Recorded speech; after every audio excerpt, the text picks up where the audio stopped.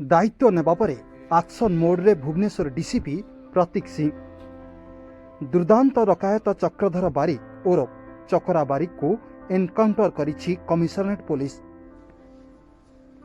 Encounter रे चकरार डाहाण गोड़ रे गुली बाजिछि।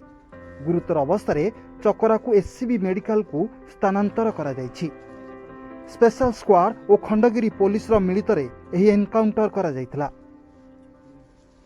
तेबे बरमुंडा मेलन पड़िया रे डकायती पाई योजना करुथिले 6 रु 7 जन डकायत। विशेष सूत्ररु खबर पाई गैंग को धरिबा को गला बेले चकरा पुलिस उपरकू बोमामाड़ करने सह गुलीमाड़ करथिला। एहार जवाब रे पुलिस पालटा फायरिंग करथिला। हेले अंधारर सुजोग नै 6 डकायत खसी पळाइबारे सक्षम होइथिले। तेबे चकरा नारे भुवनेश्वर रे 20 रु अधिक अपराधिक मामला रहिछि। ब्राउन सुगार डकायती लुट छिनताई भली अपराध रे चकरार संपृक्ति थिबा डीसीपी कहिसंती। कुख्यात डकायत रवि राव थिला चकरार मुख्य सहयोगी। एही बोमा माडरे 2 पुलिस अधिकारी आहत होइछंती। घटनास्थल 2टी बंदूक 4 राउंड अफुटा गुली 6टी अफुटा बोमा कार और 3टी मोबाइल सह मद बोतल जबत करिछि पुलिस। तेबे अपराध दमन पाई स्पेशल ड्राइव चलीथिबा कहिसंती भुवनेश्वर डीसीपी प्रतीक सिंह। स्टेशन रे खबर आसिला कि केते जण क्रिमिनल्स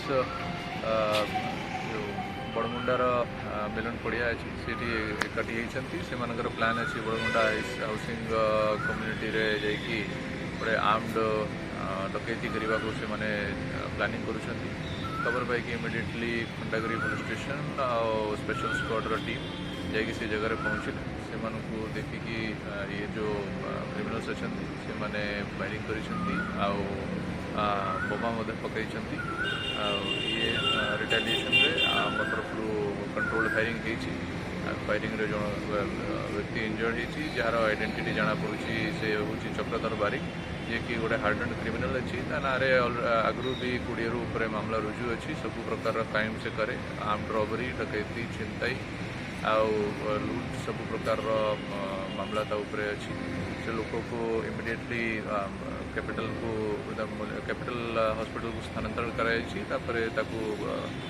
सेठू रेफर करी एससीबी मेडिकल को नियाई से तार कंडीशन वर्तमान ठीक अच्छी।